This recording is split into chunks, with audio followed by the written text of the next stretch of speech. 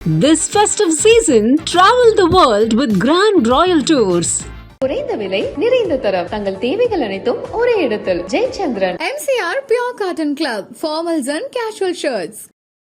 இலங்கையோட வடக்கு பகுதியில் இருக்கக்கூடிய யாழ்ப்பாணத்திற்கும் முல்லைத்தீவிற்கும் இடையே காங்கேசன்துறை அருகே நீடித்துக் கொண்டிருக்கிறது. 10 மணி நேரத்தில் பெய்த மழை என்று சொல்லலாம். இது 1 மணி நேரத்துக்கு 2 சென்டிமீட்டர் பெய்து கொண்டிருக்கிறது. நாளை காலைக்குள்ளரையே இன்னும் 24 மணி நேரத்துல 24 × 2 போட்டு வேண்டிதான்.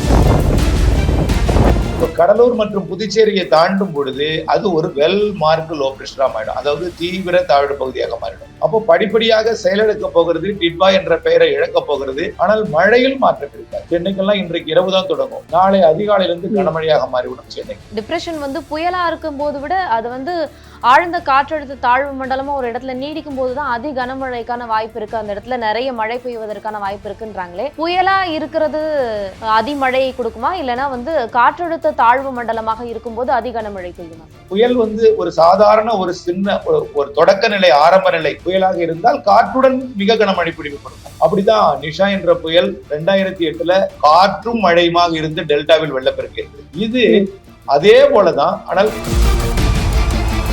சார், இதற்கு பிறகு டிசம்பர் மாதத்துல வரக்கூடிய புயலோ இல்ல காற்றழுத்த தாழ்வு பகுதியாலோ சென்னையில் அதிக பாதிப்பு எதுவும் இருக்கா சார்? 3ஆம் தேதியிலிருந்து 8ஆம் தேதி வரை மீண்டும் ஒரு மழை இருக்கு. டிசம்பர் 3லிருந்து 8ஆம் தேதி வரை. டிசம்பர்லயே மேலும் 3 இருக்கு. டிசம்பர் கிறிஸ்துமஸ் பின்னாடி 1 இருக்கு. பருவமழை ஜனவரியிலையும் தொடர வாய்ப்பு இருக்கு. ஜனவரியில கூட நிகழ்வுகள் இருக்கு. ஏற்கனவே இலங்கையில இந்த டிட்வா புயல் காரணமாக சுனாமி எச்சரிக்கை எல்லாம் விடப்பட்டுச்சு சார். அந்த மாதிரியான ஒரு எச்சரிக்கை எதுவும் சென்னைக்கு இருக்குமா? அந்த அச்சுறுத்தல் இருக்காது அப்படின்னு நம்பலாமா சார்? கலாட்டா நேயர்களுக்கு வணக்கம். இன்று நம்மோடு பேசுவதற்காக தனியார் வானிலை மைய ஆய்வாளர் செல்வகுமார் அவர்கள் நம்மோடு இணைந்திருக்கிறார். சார் வணக்கம் சார். வணக்கம். வணக்கம் சார், இப்போ இந்த டிட்வா புயல் அப்படிங்கிறது தமிழகத்துல ஒரு மிகப்பெரிய அச்சுறுத்தலை ஏற்படுத்தும் அப்படிங்கிறத நம்ம இலங்கையில இருக்கக்கூடிய அந்த விஷுவலை பார்க்கும்போது தெரியுது. தமிழகத்தை நோக்கி வரும் தமிழகத்துல அதிக கனமழைக்கான வாய்ப்பு இருக்கிறதா சொல்றாங்க. என்ன மாதிரியான தாக்கங்களை ஏற்படுத்தும்? டிட்வா புயல் தற்பொழுது சனிக்கிழமை காலை 10:30 மணிக்கு இலங்கையோட வடக்கு பகுதியில் இருக்கக்கூடிய யாழ்ப்பாணத்திற்கும் முல்லைத்தீவிற்கும் இடையே காங்கேசன்துறை அருகே நீடித்துக் கொண்டிருக்கிறது. இப்போ இன்னும் சற்று நேரத்துல 11:30 மணிக்கு இது வங்கக்கடலோட பாக் நீரிணைப்பை ஒட்டிய, அதாவது டெல்டா மாவட்டங்களின் கோடியக்கரை முனைக்கு தென்கிழக்கே யாழ்ப்பாணத்திற்கு கிழக்கே அது வங்கக்கடலை இறங்க போகுது. இது இப்போ பாத்தீங்கன்னா இந்த நிகழ்வு இலங்கையில் இருக்கும் பொழுதே மழைப்பொழிவு பார்த்தீங்கன்னா நேற்றைக்கு வேதாரண்யத்துல 25 சென்டிமீட்டர் மழை பொழிஞ்சு. 4 வேதபதி அப்படிங்கிற இடத்துல பக்கத்துல புஷ்பவனம் 208 மில்லிமீட்டரும், தோப்புத்துறையில 223 மில்லிமீட்டரும், நாகப்பட்டினத்துல 119 மில்லிமீட்டரும், வேளாங்கண்ணில 151 மில்லிமீட்டரும், கோடியக்கரையில 166 மில்லிமீட்டரும் பதிவாயிருக்கு. இப்ப கிடைக்கப்பட்டது. இன்னும் நிறைய வந்து கொண்டிருக்கு. மழை அதே வேகத்துல தொடர்ந்து கொண்டிருக்கு அந்த இடத்துல மட்டும். அதாவது 10 மணி நேரத்தில் பெய்த மழைன்னு சொல்லலாம். இது 1 மணி நேரத்துக்கு 2 சென்டிமீட்டர் பெய்து கொண்டிருக்கிறது அங்கே. அதுக்கப்புறம் 8:30 மணிக்கு எடுக்கும் பொழுது அது 25 மாறி ஒரு 12 மணி நேரத்தில் பெய்த மழை. இது இதே தீவிரம் தொடர்ந்து கொண்டிருக்கு. இப்போ மயிலாடுதுறை மாவட்டத்திலையும் அந்த தீவிரம் அடைந்து கொண்டிருக்கிறது. தீவிரமாகிவிட்டது. காரைக்காலையும் தீவிரம் அடைந்து விட்டது. இப்போ உள்ளே பாத்தீங்கன்னா திருவாரூர் மாவட்டத்துல கிழக்கு பகுதிக்கு தீவிரம் அடைந்திருக்கு. மயிலாடுதுறை மாவட்டம் உள்பகுதிக்கும் கடலூர் மாவட்டத்துக்கும் அடுத்தபடியா தொடங்க போகுதுன்னு நேரத்துல. இப்போ இந்த நிகழ்வு நேற்று இரவே ஒட்டுமொத்த டெல்டாவிற்கும் மிக கனமழை பொழிவை தான் எதிர்பார்த்தோம். இருந்தாலும் நகர்வில் கொஞ்சம் மேகம் குறைவு என்றாலும் குளிர் கொஞ்சம் அதிகமாக இருந்தது காரணத்தினால நீராக மாற்றுவதில் கொஞ்சம் பிரச்சனை இருந்துச்சு. அதனால மிதமான மழையாக 5லிருந்து 10 வரைக்கும் பெய்து கொண்டிருக்கு. டெல்டாவின் பிற பகுதியில 5லிருந்து 10 வரைக்கும் பெய்திருக்கு. 10 சென்டிமீட்டர் வரைக்கும் பெய்திருக்கு. டெல்டாவோட கிழக்கு கரைவு நாகப்பட்டினம் மாவட்டத்தோட தென்கோடி பகுதியில தான் 25. இந்த இடத்துல இன்னும் மழை தீவிரமடைய போகிறது. இன்னும் அதே இடத்துல மணிக்கு 2 சென்டிமீட்டர்னா நாளை காலைக்குள்ளரையே இன்னும் 24 மணி நேரத்துல 24 × 2 போட்டுக்க வேண்டியதான். எவ்வளவு நிறைய இருக்கு அந்த நாகப்பட்டினம் மாவட்டத்துக்கு அச்சுறுத்தல் நிறைய இருக்கு. இதனைத் தொடர்ந்து காரைக்காலுக்கு, அதனைத் தொடர்ந்து மயிலாடுதுறை மாவட்டத்திற்கு, அடுத்தபடியாக கடலூர் மாவட்டத்துக்கு, அடுத்தபடியாக அது விழுப்புரம் மாவட்டத்திற்கும், அதுக்கப்புறம் செங்கல்பட்டு, அப்புறம் சென்னை, திருவள்ளூர், உள்ளே காஞ்சிபுரம், ராணிப்பேட்டை, உள்ளே பாத்தீங்கன்னா கள்ளக்குறிச்சி மாவட்டம் வரைக்கும், திருவண்ணாமலை மாவட்டத்துல கிழக்கு பகுதி வரைக்கும் இந்த மழையோட தீவிரம் இருக்கும். இப்போ இது இன்றைக்கு டெல்டா மாவட்டத்தின் கடல் பகுதியில இறங்கியதும், அதாவது கோடியக்கரை முனைக்கு கிழக்கு இறங்கியதும் அதோட வேகம் குறைந்துடும். அதாவது புயல் என்பதாக இல்லாமல் ஒரு ஆழ்ந்த காற்றழுத்த தாழ்வு மண்டலமாக டிட்பா என்ற பெயரை இழந்துவிடும். கண்டிப்பா இதை நம்ம திரும்ப சொல்லிட்டே இருக்கோம். அதாவது டெல்டா மாவட்ட கரை அருகே வரும் பொழுது அது ஆழ்ந்த காற்றழுத்த தாழ்வு மண்டலமாக செயலிழந்துரும். செயலிழந்து அது டெல்டா மாவட்ட கரையை கடக்க முற்படும் பொழுது முடியாமல் தொடர்ந்து அங்கேயே தொடர்ந்து நீடிக்கும். அதாவது நாளை அதிகாலை வரை நாகப்பட்டினம் மாவட்ட கரையை ஒட்டியே இருக்கும். அதாவது 30ஆம் தேதி அதிகாலை வரைக்குமே. அதாவது கோடியக்கரை முனையிலிருந்து அதுக்கு நாகப்பட்டினம் மாவட்டத்தோட வடக்கு பகுதிக்கே ஒரு நாள் ஆயிடும். அதுக்கப்புறம் தான் நாளைக்கு பகல்ல தான், நாளை பகல் ஞாயிற்றுக்கிழமை 30ஆம் தேதி, அதற்கு பிறகுதான் அதுக்கு மயிலாடுதுறை, அதனை தாண்டி கடலூர், விழுப்புரம் என்று வரப்போகிறது. இறுதியில இது நாளை தான் அது காற்றழுத்த தாழ்வு மண்டலமாக செயலுக்கும். இப்போ டீப் டிப்ரெஷனா செயலெடுக்கும், அடுத்து டிப்ரெஷனா மாறும். நாளைக்கு தான் அது டிப்ரெஷனா மாறும். இப்ப கடலூர் மற்றும் புதுச்சேரியை தாண்டும் பொழுது அது ஒரு வெல் மார்க்டு லோ பிரஷரா மாறிடும். அதாவது தீவிர தாழ்வு பகுதியாக மாறிடும். அப்போ படிப்படியாக செயலிழக்க போகிறது, டிட்வா என்ற பெயரை இழக்க போகிறது. ஆனால் மழையில் மாற்றம் இருக்காது. பெரும்பாலும் காற்றோட கொண்ட மழை இல்லாமல் காற்று இல்லாத மழைப்பொழிவாக தமிழ்நாட்டின் டெல்டா மாவட்டங்கள் முதல் திருவள்ளூர் மாவட்டம் வரைக்கும் கண்டிப்பாக நிறைய மழைப்பொழிவை சென்னைக்கெல்லாம் இன்றைக்கு இரவு தான் தொடங்கும். நள்ளிரவுக்கு பிறகு இப்போ ஒரு மழை பெய்திருந்தாலும் சென்னைக்கு விட்டு அவ்வப்பொழுது வரும். நீண்ட இடைவெளிக்கு பிறகு ஆங்காங்கே பெய்யுமே தவிர ஒரு தொடர்ச்சியான மழைப்பொழிவாக இருக்காது. இப்ப மழை பெய்ந்த மழை வின்றிருக்கும் சென்னையில கூட. இப்ப இந்த மழைப்பொழிவு இன்றைக்கு இரவிலிருந்து தொடர் மழையாக மாறும். சென்னை லேசா தூரும், அப்புறம் மிதமாக பெய்ய ஆரம்பிக்கும். நாளை அதிகாலையிலிருந்து கனமழையாக மாறிவிடும் சென்னை. நாளை அதிகாலை காலையிலிருந்து திங்கட்கிழமை அதிகாலை காலை வரைக்கும் இந்த மழைப்பொழிவு 24 மணி நேரம் தொடர் மழைப்பொழிவாக இருக்கும். அதுக்கு முன்னாடி ஒரு 12 மணி நேரம் இன்றைய இரவிலிருந்து கொஞ்சம் மிதமான மழையாக இருக்கும். விட்டு மழை இன்றைக்கு பகல்லையும் இருக்கும். தொடர்ச்சியாக கனமாக பெய்யக்கூடிய நேரம் நாளை காலையிலிருந்து திங்கட்கிழமை காலை வரைக்கும். டிப்ரெஷன் புயலா இருக்கும் போது விட அது ஆழ்ந்த காற்றழுத்த தாழ்வு மண்டலமா ஒரு இடத்துல நீடிக்கும் போதுதான் அதி கனமழைக்கான வாய்ப்பு இருக்கு, அந்த இடத்துல நிறைய மழை பெய்வதற்கான வாய்ப்பு இருக்குன்றாங்களே. புயலா இருக்கிறது அதிமழை கொடுக்குமா, இல்லைன்னா காற்றழுத்த தாழ்வு மண்டலமாக இருக்கும்போது அதி கனமழை பெய்யுமா சார்? அதாவது இப்போ நம்மளோட புயல்னா எவ்வளவு வேகம்னு பாருங்களேன். உதாரணத்துக்கு ஒரு 69 கிலோமீட்டர் வேகம் கொண்டிருந்தால் அது ஆழ்ந்த காற்றழுத்த தாழ்வு மண்டலம். அதுல ஒரு 2 கிலோமீட்டர் வேகம் எடுத்தால் அது புயலா மாறுது, அவ்வளவுதான். அத ஒரு துல்லியமா, அப்ப புயலுக்கும் ஆழ்ந்த காற்றழுத்த தாழ்வு மண்டலத்துக்கும் ஒரு பெரிய வேறுபாடு இல்லை. அந்த புயல்ல தான் அடுத்தடுத்த, அதாவது தீவிர புயல் அதெல்லாம் 80 கிலோமீட்டருக்கு மேல போனா 110 வரைக்கும், 110க்கு மேல போனா மிக தீவிர புயல், அப்புறம் 160க்கு மேல போனா அதி தீவிர புயல், அப்புறம் 220க்கு மேல போனா சூப்பர் புயல்னு போகுது. ஆனால் இது ஆழ்ந்த காற்றழுத்த தாழ்வு மண்டலத்திற்கும் ஒரு சாதாரண புயலுக்கும் பெரிய வேறுபாடு இருக்காது மழையில. புயல் ஒரு சாதாரண ஒரு சின்ன ஒரு தொடக்க நிலை, ஆரம்ப நிலை புயலாக இருந்தால் காற்றுடன் மிக கனமழை பிடிவு கொடுக்கும். அப்படிதான் நிஷா என்ற புயல் 2008ல காற்றும் மழையுமாக இருந்து டெல்டாவில் வெள்ளப்பெருக்கு ஏற்படுது. இது அதே போலதான். ஆனால் அந்த அளவுக்கு வெள்ளப்பெருக்கு ஏற்படுத்துமான்னு பாத்தீங்கன்னா கடலோரம் மட்டும் பாதிப்பும் தெரிகிறது. கண்டிப்பா கடலோரம் பாதிக்கிறது அது வாய்ப்பு இருக்கு. ஆனால் அது ஆழ்ந்த காற்றழுத்த தாழ்வு மண்டலம் என்றாலும் அதிலும் கொஞ்சம் காற்று இருக்கும், சும்மா லைட்டா தென்னை மட்டைகளை லேசா அசைக்கும், லேசா ஒரு அசைவுகள் இருக்கும். அதனால காற்று பாதிப்பு இருக்காது. மழை கனம் அதிகமாக இருக்கும். இன்னும் கொஞ்சம் அது செயலிழந்தாலும் மண்டலமே நிறைய மழை பொழிவை கொடுக்கக்கூடியது. காரணம் என்னன்னா, இந்த செட்டிங் நல்ல செட் ஆயிருச்சு. இலங்கையில இந்த அளவுக்கு ஒரு பெரிய ஒரு மழை பொழிவை கொடுத்தது வரலாற்றுல ஒன்று என்று நாம் முன்னாடியே குறிப்பிட்டிருந்தோம், எச்சரிக்கையெல்லாம் கொடுத்திருந்தோம். காரணம் அதிகமான நீராவி காற்று குவிக்கிறது. கடந்த முறையெல்லாம் அதே போல தென் மாவட்டங்களுக்கு கடந்த 2 ஆண்டுகளுக்கு முன்பு கொடுத்தது கூட இதே போலதான். நீராவி அதிகம் இந்த சிஸ்டத்துக்குள்ள நுழைஞ்சா நீராவியை நீராக மாற்றக்கூடிய குளிர்காற்றும் உள்ளே வந்தால் அது நீராக மாறி நிறைய மழை பொழிவு கொடுக்கும். இப்ப சென்னைக்கெல்லாம் இப்ப கடும் குளிரா இருந்திருக்கும் நேற்று முன்தினம்லாம். அந்த குளிர் இதை மழையாக மாற்றுவதற்கு உதவுகிறது. ஆஸ்திரேலியா பகுதியிலிருந்து வரக்கூடிய அந்த நீராவி நீராக மாறுகிறது. அதனாலதான் எல்லாம் செட்டிங் சரியாயிடுச்சு. செட்டிங் சரியானா மழை நிறைய கொடுக்கும்.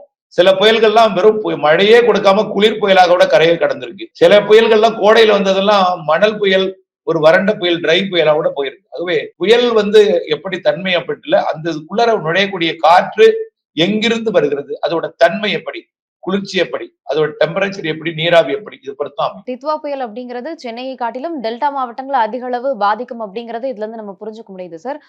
குறிப்பா இந்த டிசம்பர் மாத தொடக்கத்திலேயே ஒரு மிகப்பெரிய ஒரு அச்சம் டிட்வா புயல் காரணமா நிலவுது. அடுத்தடுத்து டிசம்பர் மாதத்துல வேற எதுவும் புயல் வருவதற்கான அந்த சாத்தியக்கூறுகள் ஏதாவது தெரியுதா சார்? அதாவது நம்ம கரை கடக்கும் இடம் பாத்தீங்கன்னா இது சென்னைக்கு முன்னாடியே கரை கடந்துரும். ஆனால் ஒரு வெல் மார்க் லோ பிரஷரா கரை கடந்து அப்படியே அதாவது மாமல்லபுரத்திற்கும் தெற்கே மரக்காணத்திற்கும் இடையே கடந்து காஞ்சிபுரம் மாவட்டம் வழியாக திருத்தணி வழியாக திருப்பதி பகுதிக்கு போகும். அப்ப எல்லாம் சென்னைக்கு நிறைய மழை பொழிவு கொடுக்கும். ஆந்திர பிரதேசத்தோட திருப்பதி, நெல்லூர் அந்த பகுதிக்கும் நிறைய மழை பொழிவு கொடுக்கும். டெல்டாவில எல்லாமே கடலோரம் பாதிக்கும். சென்னைக்கும் அதே போல ஆந்திர பிரதேசத்தோட நெல்லூர் உள்ளிட்ட பகுதி, திருப்பதி உள்ளிட்ட பகுதிகளுக்கும் கொஞ்சம் பாதிக்கும் மழை. ஆக ராமநாதபுரத்திலிருந்து தொடங்கிய மழை டெல்டாவில் இருந்து தான் தீவிரமா இருக்கு. ஏன்னா நிகழ்வு வட இலங்கையில இருக்கிற காரணத்தினால இப்ப டெல்டாவில் தீவிரமா இருக்கு. இனிமே வடகடலோரத்தை ஒட்டி டெல்டா கடலோரத்தை ஒட்டிய வடகடலோரம் நோக்கி நகரப்போகிற காரணத்தினால மழைப்பொழிவு எல்லாம் இனிமேல் டெல்டாவிற்கும் வடகடலோரத்துக்கும் இருக்கும். அனைத்து மாவட்டங்களுக்கும் இருக்கும். கொஞ்சம் அச்சுறுத்தும் மழை என்பது அது டெல்டா மாவட்டங்களுக்கு கண்டிப்பாக தெரிகிறது. அடுத்ததாக நம்முடைய வடகடலோர மாவட்டங்கள் சென்னை உட்பட தெரிகிறது. ஆக இந்த மழைப்பொழிவு சென்னையை விட டெல்டாவை விட சென்னைக்கும் அதற்கு அருகில் இருக்கக்கூடிய மாவட்டங்களுக்கும் சமமாகவோ கடலோர பகுதியை பொறுத்த வரைக்கும் கொஞ்சம் சமமாகவே தெரிகிறது. இப்ப 25 சென்டிமீட்டர் சென்னை கூட இருக்கலாம், வாய்ப்பு இருக்கு. இப்போ அதாவது இன்றைக்கு 24 மணி நேரத்துல 25 சென்டிமீட்டர், அதே போல அங்கேயும் 24 மணி நேரம் தான் பெய்ய போகுது. நாளை காலையில இருந்து நாளை மறுதினம் காலை வரதான். ஆகவே அங்கேயும் ஒரு 24-25 சென்டிமீட்டர் பெய்வதற்கு வாய்ப்பு இருக்கு சென்னை. சரி, இதற்கு பிறகு டிசம்பர் மாதத்துல வரக்கூடிய புயலோ இல்ல காற்றழுத்த தாழ்வு பகுதியாலோ சென்னையில் அதிக பாதிப்பு எதுவும் இருக்கா சார்? இப்போ இந்த நிகழ்வானது அப்படியே நெல்லூர் போய் மீண்டும் கடலுக்குள்ள இறங்கி தீவிரமாகி மீண்டும் தெற்கு நோக்கியே வரப்போகுது இந்த நிகழ்வு. இப்போ ஆமா, இந்த நிகழ்வு எளிதிலே செயலிழந்து விடாது.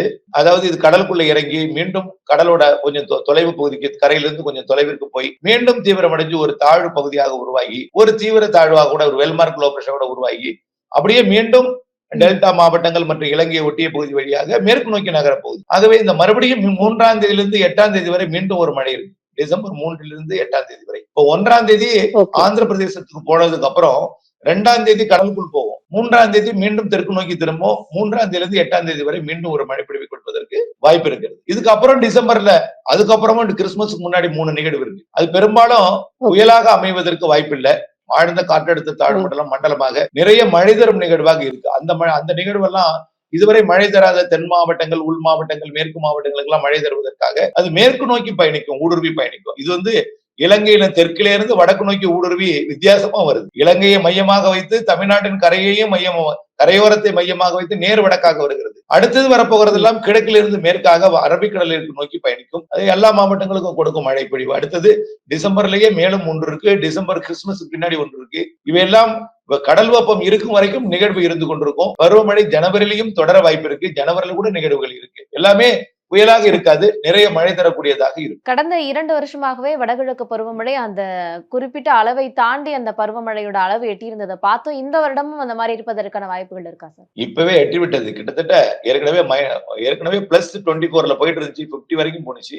இப்போ மைனஸ்ல போனுச்சு. கடந்த மொன்டா புயல் ஆந்திர பிரதேசம் போனதுனால ஒரு இடைவெளி கொடுத்தப்போ மைனஸ்ல போனுச்சு. இப்போ பிளஸ்க்கு போயிட்டு இருக்கு. இப்போ இன்றைக்கு வேதாரண்யத்துல பெய்த மழையில சேர்த்தா பிளஸ் போயிடும். இது வரக்கூடிய கடலோர மாவட்டங்கள் வேதாரண்யம், கோடியக்கரை முனை முதல் பழவேற்காடு வரை அனைத்து வடகடலோர மாவட்டங்களுக்கும் இப்படி மழைப்பொழிவை கண்டிப்பாக கொடுக்க போகிறது. இதே அளவு 25, 20, 30 என்று கொடுக்க போகிறது வேதாரண்யம் முதல் பழவேற்காடு வரைக்கும்.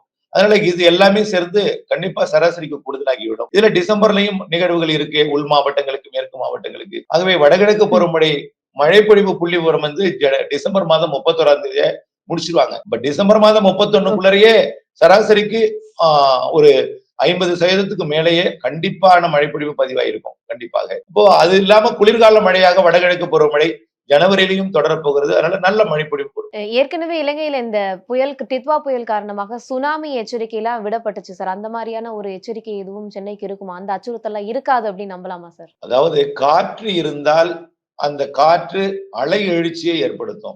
ஏற்கனவே அது இலங்கைக்கு தெற்கு புறம் இருந்த பொழுது மிக கோரமான ஒரு காற்றை ஏற்படுத்தியது. அதாவது அந்த மன்னார் வளைகுடாவிலையும் காற்று, இலங்கையோட தெற்கு பகுதியிலையும் காற்று, கிழக்கு பகுதி, வடக்கு பகுதி என்று இலங்கையை மையமாக வைத்து சுழன்று அடித்தது. இதனால அலை எழுச்சி இருந்துச்சு, இருக்கும்னு சொன்னாங்க, இருந்துச்சு. ஆனால் இப்ப செயலிழக்க போகிறது. அதனால டிட்வா பெயரை இழக்க போகிறதுனால காற்றே இருக்க போறது இல்லை. அப்புறம் எப்படி நம்ம கடலோட எழுச்சியெல்லாம் குறைஞ்சிடும். கொஞ்சம் இருக்கும். இந்த மாதிரி பெரிய ஒரு சீற்றம்லாம் இருக்காது. அளவான ஒரு சீற்றத்தோட ஒரு மழைப்பொழிவை மட்டும்தான் நிறைய கொடுக்கும். மழைதான் இப்போதைக்கு மழைக்கு முன்னெச்சரிக்கை. நிறைவா ஒரு கேள்வி சார். இந்த டிசம்பர் மாதம் ஒரு அச்சம் இல்லாம கடந்து போயிடலாமா சார்? பெருமளவு மழைப்பொழிவு இருக்காது, சாதாரணமாக இருக்கு அப்படின்னு கடந்து போயிடலாமா சார்?